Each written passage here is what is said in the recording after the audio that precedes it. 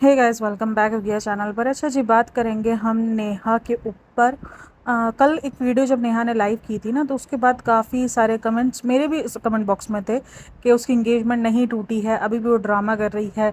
और बहुत सारे पॉडकास्टर्स के चैनल्स पे भी मैंने देखा था, कमेंट्स बहुत सारे थे, यही कमेंट्स आ रहे थे कि जब नेहा इवन जब लाइव भी करी थी ना, तब भी यही कमेंट्स थे कि ये झूठ बोल रही है। जब ये ड्रामा सारा बैठ जाएगा तो ये अनाउंस कर देगी अपनी शादी।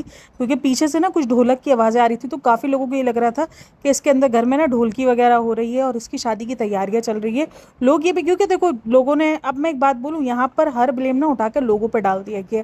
बट मुझे ये समझ में नहीं आता कि लोगों ने तो जो देखा है उसी को सच माना, उसी पे रिएक्ट किया है। हर चीज़ लोगों का क्या कसूर है।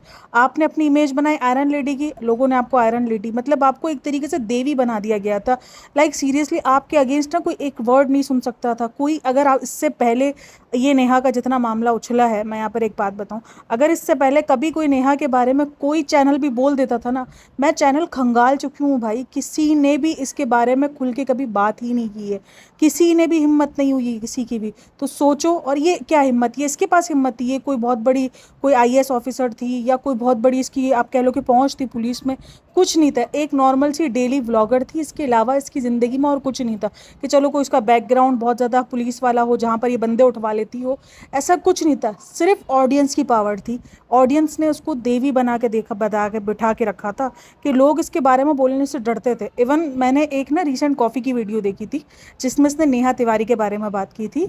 नेहा के बारे में उसने भी नाम नहीं लिया था। उसने भी, इवन उसने नाम लेने के अलावा अलावा उसने उसकी थंबनेल पे पिक्चर भी नहीं लगाई थी। उसने पिक्चर्स भी जो है वो दूसरों की लगाई थी कि ये है आयरन लेडी। और उसने पूरी वीडियो बनाई थी, वो नेहा पे बनी थी। यानी सोचो कि एक बंदी जो कि इतनी बिंदास है ना, ठीक है ना, हम कॉफ़ी को बहुत टाइम से देखते हैं, हमें पता है कि वो कितनी बिंदास तरीके से वीडियोस बनाती है। इवन मैं अर्थ मॉम को देखती हूँ, उन्होंने बहुत सारी वीडियोस बनाई हुई थी, बट उन्होंने भी अपने थंबनेल्स हटा दिए थे क्योंकि ये थंबनेल्स पर स्ट्राइक दे रही थी। तो यानी सोचो, इसका इतना दबदबा था लोगों की वजह से। इसकी अपनी कोई पहुंच नहीं थी, इसकी अपनी कोई पहचान नहीं थी, इसका अपना कोई वजूद नहीं था, सिर्फ ऑडियंस ने बनाया था। जब ऑडियंस ने देवी आपको बना के रखा था, उस इमेज को आपने खुद ख़राब किया, ठीक है।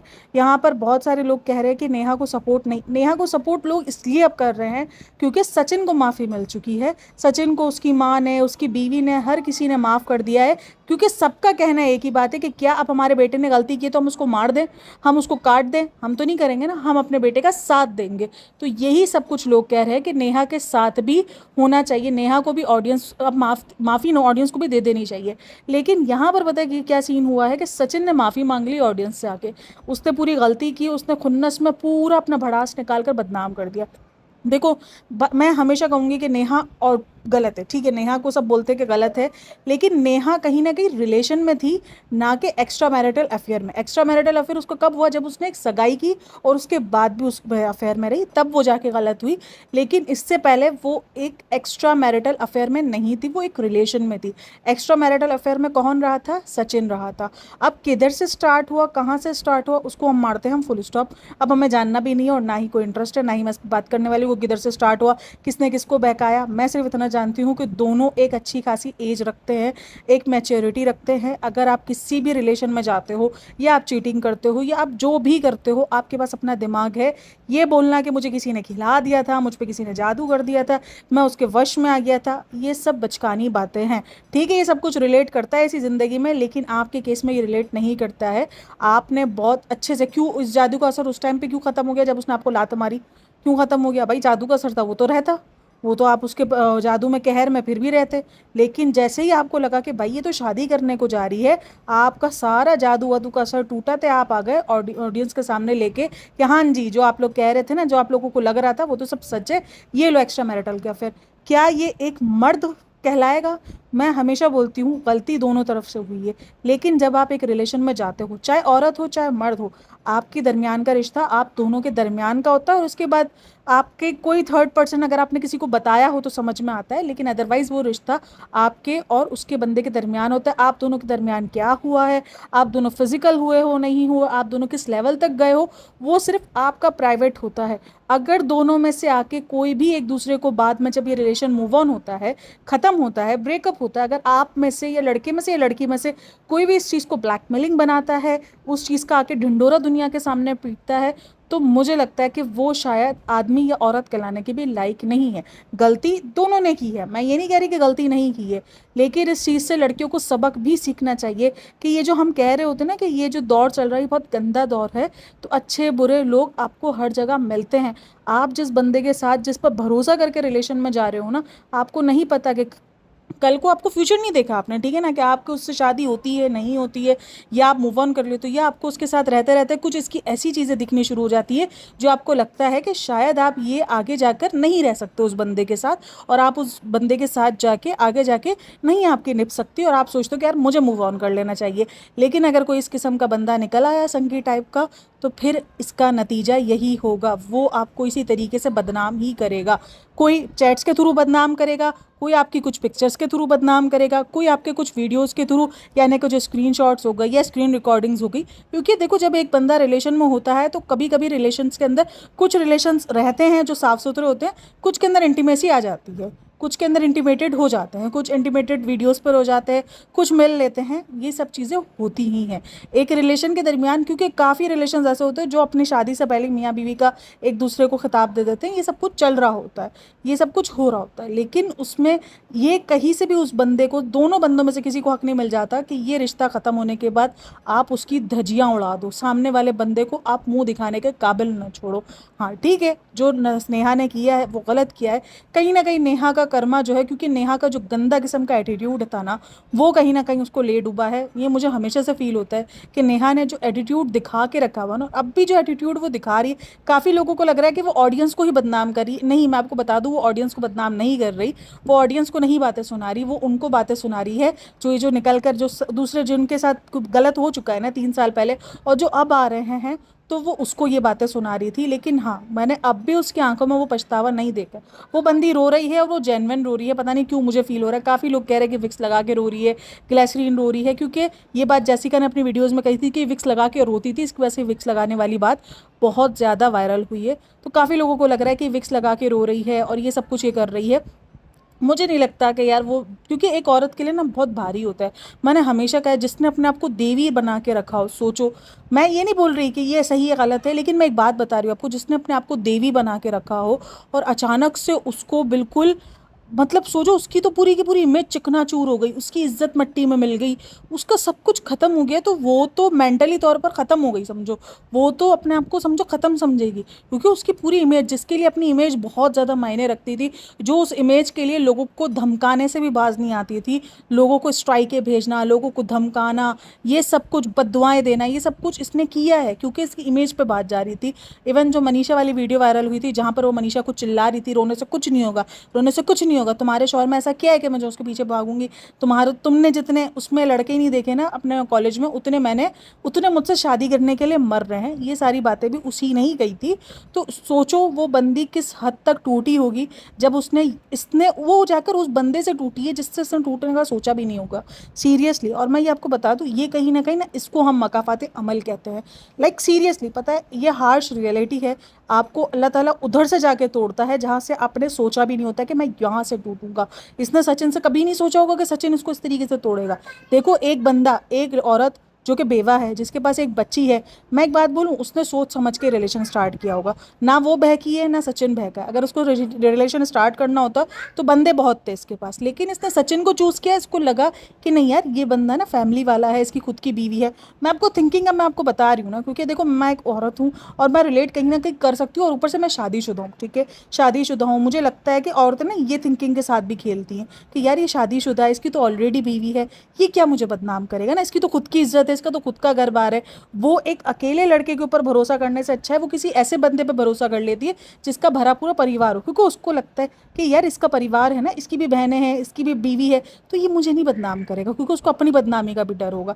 सीन यहाँ पर ख़राब हुआ कि वो टूट गई उस बंदे से जाके। उसको सचिन ने जितनी बदनामी उसको दुनिया में कोई नहीं दे सका ना, इसने सबको खामोश करवाया, इसने हर एक क्रिएटर को खामोश करवाया, क्योंकि इसने जिस जिसके साथ गलत किया वो बेचारा सिर्फ खामोश होता है। वो बेचारे ही हैं इन द एंड वो बेचारे ही हैं, क्योंकि वो सब डसे गए हैं उससे। तो यही सीन हुआ है कि उसको सब डस के सब साइड होते गए उनकी उसके अलावा ना मैं उस दिन भी वीडियोस देख रही थी, तो किसी की भी बोलने की हिम्मत नहीं हुई है, और किसी ने भी बोलने की कोशिश भी नहीं की, कोशिश की भी ना तो उनकी आवाज़ को खामोश करवा दिया गया। लेकिन इसने जिस बंदे पे भरोसा किया ना ज़िंदगी में सबसे ज़्यादा, उसको लगा कि यार ये बंदा तो मुझे नहीं तोड़ सकता, उस बंदे ने उसको मतलब जलीलो ख्वार करवा के रख दिया है। लेकिन एट द एंड मैं हमेशा कहती हूँ कि ये मर्दों का माशरा है, यहाँ पर मर्दों को माफ़ियाँ मिल जाती हैं बनिस्बत औरतों के। मैं हमेशा ये बात, मेरी आप वीडियो जितनी भी उठा के देख लो, मैंने हमेशा कहा, अच्छा मैं कोई औरतों को कोई बेचारी नहीं प्रूफ कर रही हूँ, लेकिन मैं हकीकत पे बात करती हूँ। मैं डिल्यूजन वाली दुनिया में रह के बात नहीं करती हूँ। जो दुनिया हमारे सामने है, जो मैं खुद फेस करती हूँ, जो मैंने खुद देखती हूँ आसपास, मैं उस दुनिया पे बात करती हूँ। मैं उस दुनिया पे नहीं जो हमने डिल्यूजन वाली दुनिया बना के रखी ना, कि औरत को पूरा पावर मिल गया है, औरत हर पावर, ऐसा कुछ नहीं है भाई। आज भी औरतों को ही बर्दाश्त करना पड़ता है, औरतें ही बेचारी इन सब चीज़ों से गुजर रही होती है। ये जो जेंजी वाला दौर चल रहा है ना, ये जेंजी वाला दौर अभी सिर्फ उन कुछ, मतलब देख लो, वो जेंजी वाला दौर अभी कुछ ही नौजवानों ने लिया है। बाकी अदरवाइज जो हम जो हाउस वाइफ्स हैं या जो हाउस वाइफ्स बनी हुई हैं जो अभी रिसेंट है, वो सब बेचारी इन्हीं दौरों से गुजर रही हैं।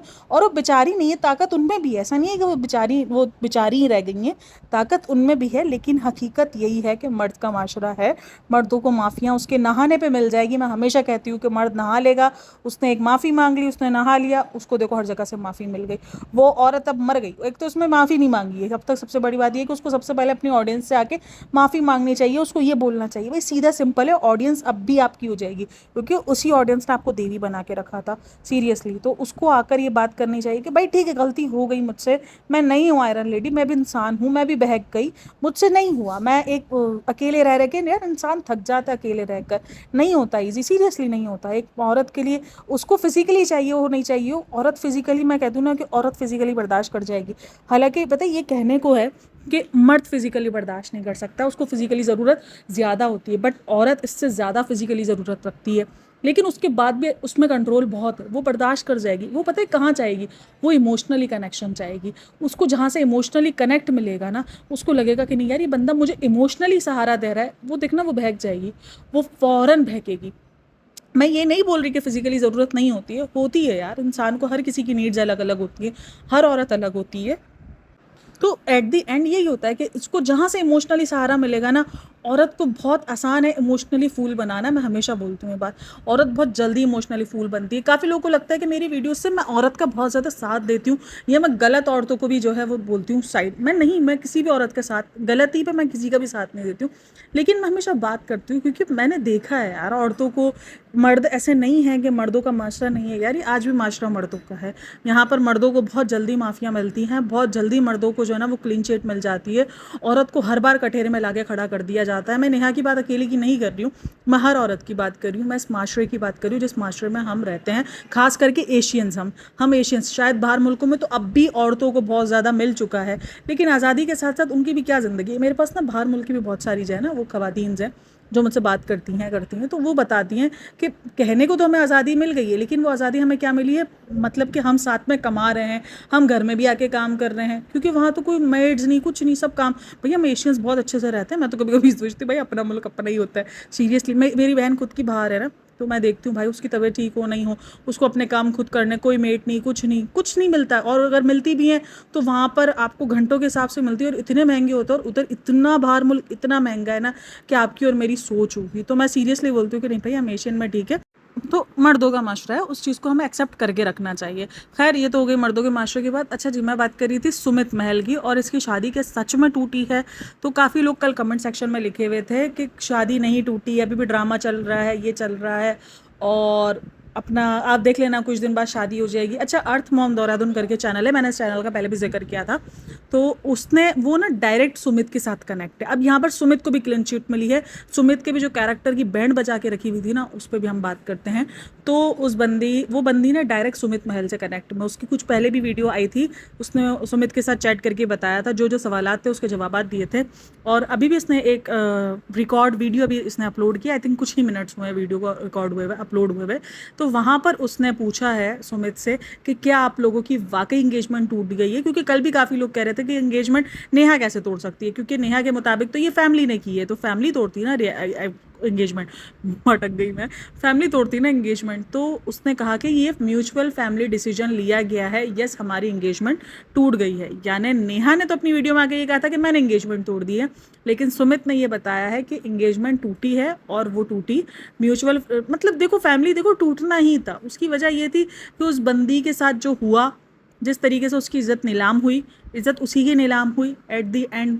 सिर्फ और सिर्फ अगर देखा जाए ना तो खसारा जो है ना वो एक औरत के हिस्से में ही आया है।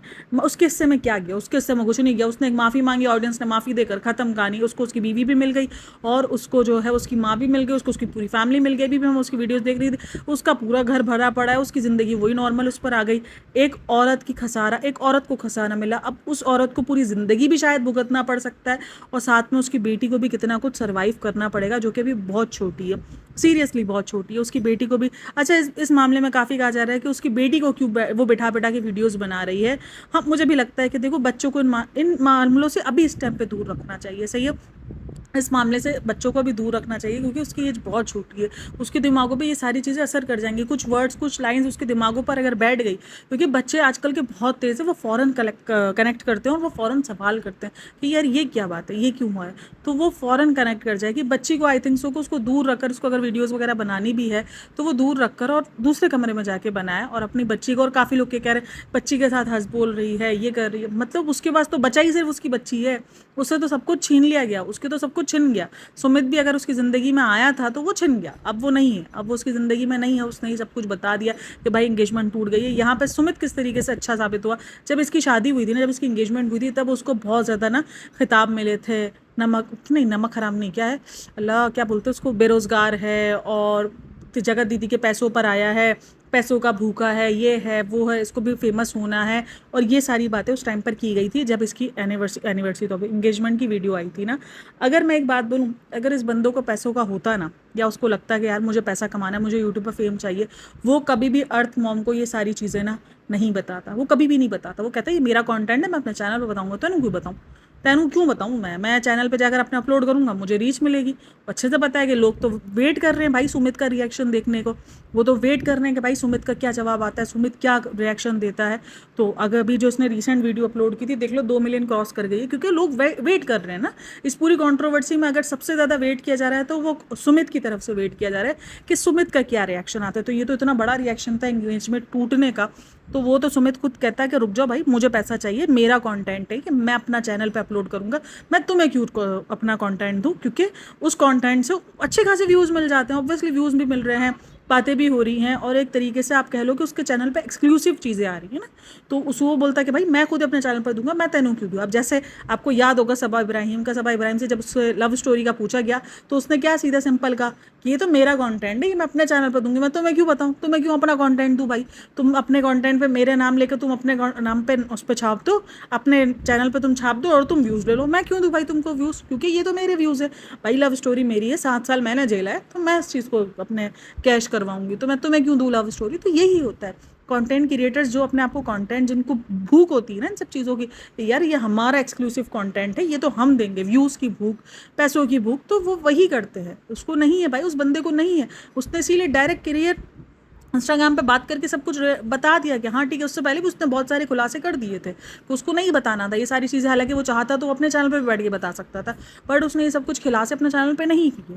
तो कहीं ना कहीं क्या हुआ एट द एंड में, मैं यही देख रही हूँ कि यार इस वक्त अगर देखा जाए ना, गलती दोनों की बराबर की थी। सचिन की भी बराबर की थी, नेहा की भी बराबर की थी। नेहा भी गलत थी क्योंकि उसने रिलेशन ज़रूर रखा, लेकिन उसके बाद उसने क्रॉस किया, ठीक है, डबल क्रॉस किया। दैन उसके बाद उसने एक घर उजाड़ने की ट्राई करी, जो कि ऑब्वियसली वो घर उजाड़ता, अगर वो डिवोर्स वगैरह जो भी होता तो मनीषा का हस्बैंड जो भी होता वो मनीषा का हस्बैंड छीनता। वहाँ पर उस हिसाब से नेहा भी गलत है और सचिन तो इंतहा से ज़्यादा गलत है, जिसने अपनी खुद बीवी का नहीं सोचा तो सामने वाली औरत क्या सोचेगी यार। जब जो इंसान मुझे एक बात बताओ कि अगर मेरा हस्बैंड कभी कुछ करता है तो मैं सामने वाली को ब्लेम करने से ज़्यादा मैं तो अपने हस्बैंड से सवाल करूँगी ना कि वो तो गैर थी ना, उससे तो मेरा कोई रिश्ता नहीं है, तुम तो अपने थे ना, तुम्हारे साथ तो मैंने शादी की थी ना, तुम्हारे साथ तो मैंने निकाह किया था, तुमने मुझे कबूले कबूले करके एक्सेप्ट किया था, तो तुमने ये क्यों किया। तुमसे मेरे से ज़्यादा गिला है, मुझे सामने वाली औरत से गिला नहीं है।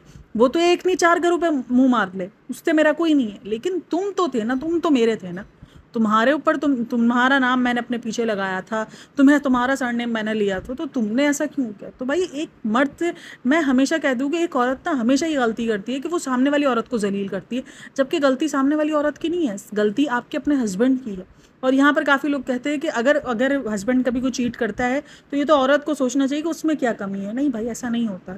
कभी कभी औरत सब कुछ देती है, उसके बाद भी उसको उससे चीट की जाती है। भाई मर्द को अगर चीट कर, किसी को भी चीट करनी हो ना, मर्द या औरत जिसको भी चीट करनी हो ना, उसके पास हज़ार बहाने होते हैं कि इसने मुझे ऐसे नहीं करा, इसने मुझे मेरी बेडशीट को ऐसे नहीं ऐसे रखा, इसलिए मैं बाहर जाकर फिर चलाऊंगा, इसने मुझे जिस दिन तबीयत ठीक नहीं। अब एक हस्बैंड वाइफ का रिश्ता ये होता है ना कि आप वहाँ पर ये देखो, गर्लफ्रेंड बॉयफ्रेंड का क्या होता है, क्यों दूसरी औरतों की तरफ अट्रैक्ट बंदा होता है। अब उससे होती है थोड़ी बहुत बात, ठीक है, वो जब भी बात होगी तो वो खुशबाश इखलाक में होगी, वो हंसती मुस्कुराती मिलेगी। अब हस्बैंड वाइफ का तो रिश्ता ही है, वो बीमार भी होगी तो मुंह चढ़ा के पड़ी होगी, कभी उसका कुछ मूड खराब होगा तो वो मुंह चढ़ा के पड़ी होगी, कभी ससुराल में कुछ हुआ होगा, हाउस वाइफ रिलेशन होगा, मतलब कि अगर कभी वो बैठी होगी। भाई हाउ जॉइंट फैमिली के अंदर बहुत सारे मसले होते हैं ना, कभी कुछ पंगा हो गया, कभी किसी से कोई पंगा, कभी सास से, कभी जेठानी से, कभी कुछ मसले हो गए, आप हर किसी से जाकर लड़ नहीं सकते हो, तो आप क्या करते हो, आप मुंह सुझा के बैठ जाते हो कि यार अब हस्बैंड आएगा ना तो हस्बैंड को बोलेंगे। तो वो ये सारी चीज़ें देखकर उसको लगता है कि यार ये औरत तो सिर्फ रोना धोना डालती है, लेकिन वो प्रैक्टिकल लाइफ में जी रही है ना भाई तुम्हारे साथ। वो गर्लफ्रेंड बॉयफ्रेंड वाले जोन में नहीं है तुम्हारे साथ। अब गर्लफ्रेंड के पास जब वो जाता है तो वो तो उसको खुशबाश इखलाक में मिलती है, लेकिन जब वो बीवी बनती है तो वो भी सेम ऐसी ही हो जाती है। लेकिन फ़र्क ये होता है, तो भाई हस्बैंड को या किसी को भी जिसको भी चीट करनी हो, हस्बैंड या वाइफ में से जिसको भी चीट करनी होगी, वो कोई भी बहाना बनाकर, वो कोई भी आपकी एक भी चीज़ लेकर उसको चीट कर लेगा। चीट वो कर लेगा, वो बोलेगा यार मेरी बीवी ने मुझे ऐसा मुंह नहीं दिया था ना, मेरी बीवी ने मेरे खाने में आज नमक तेज़ कर दिया था ना, इसलिए मुझे ये पसंद नहीं है। तो भाई देखो, चीटिंग करनी होगी तो वो कोई भी बहाना बना लेगा। तो चीटिंग कहीं से भी जस्टिफाई हो ही नहीं सकती ना, चीटिंग तो जस्टिफाई मिलना ही नहीं चाहिए। खैर काफ़ी सारे लोग मेरी वीडियोस से बहुत ज़्यादा इंस्पायर्ड होते हैं, काफ़ी सारे लोग जो है मुझसे सीख रहे हैं। देखो यार, मैं सिखाने के लिए तो खैर नहीं बैठी हूँ, मैं अपने आप को बिल्कुल भी फरिश्ता नहीं मानती हूँ। मैं बिल्कुल भी नहीं कहती कि मैं बिल्कुल ओके हूँ। मैंने भी बहुत गलतियाँ की अपने रिश्ते को निभाने में शुरू से। भाई छोटी छोटी उम्रों में शादियाँ हो जाती है, हज़ारों गलतियाँ होती हैं, और अब भी गलतियाँ होती हैं, ऐसा नहीं है कि नहीं होती है।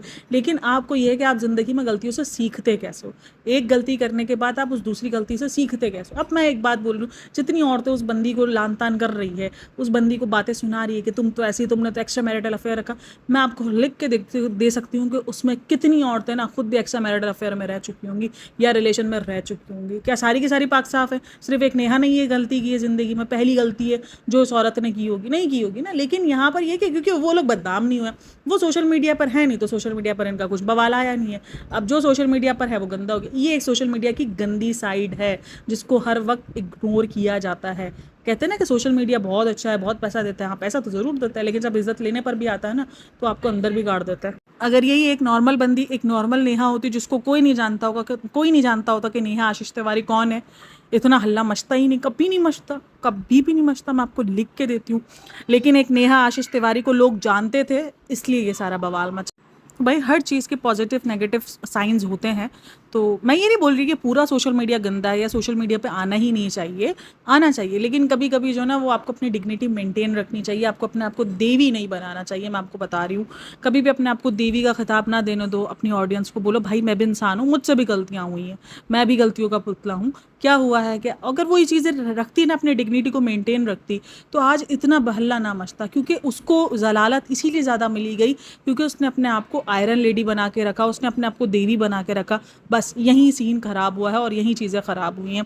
खैर आप लोगों की इन सब में क्या राय है? मुझे लगता है कि ऑडियंस को भी अब माफ़ कर देना चाहिए, दोनों को माफ़ करके मूव ऑन कर जाना चाहिए कि बस ठीक है, अब जितना भी हो रहा है। देखो अब हम ये पॉडकास्टर्स, हर पॉडकास्टर ये कोशिश कर रहा है, चाहे नेहा ने कुछ भी किया हो, बट हर पॉडकास्टर अब ये कोशिश कर रहा है कि अब इस मामले को ठंडा करने की ट्राई की जाए। और कुछ पॉडकास्टर नहीं कर पा रहे हैं, वो अभी भी मामले उछल ही रहे हैं, एक नई नई चीज़ें निकल कर आ रही हैं सामने। तो मुझे लग रहा है कि इस मामले को भाई जस्टिस आप किसी को भी नहीं दिला सकते हो, ना नेहा को दिला सकते हो, ना आशीष को उसको दिला सकते हो, आशीष को बोले तो ना आप सचिन को दिला सकते हो, क्योंकि गलती दोनों पर है किसी। और इसकी कोई सज़ा नहीं है। कौन सी क्या सज़ा है इसकी? चीटिंग की कोई सज़ा नहीं है भाई। वो अगर शादी करता तो शायद सज़ा थी भी मेरे ख्याल में। चीटिंग की तो मुझे नहीं लगता कि कोई कानूनी सज़ा है। सही है। हाँ हाँ, हमारे मुल्क में जैसे पाकिस्तान में है कि अगर कोई करता हुआ पकड़ा गया कोई गलत काम, तो उसको इस्लामिक रूल के हिसाब से सज़ा दे सकते हैं हम, क्योंकि इस्लाम में ये चीज़ बिल्कुल ही मना है।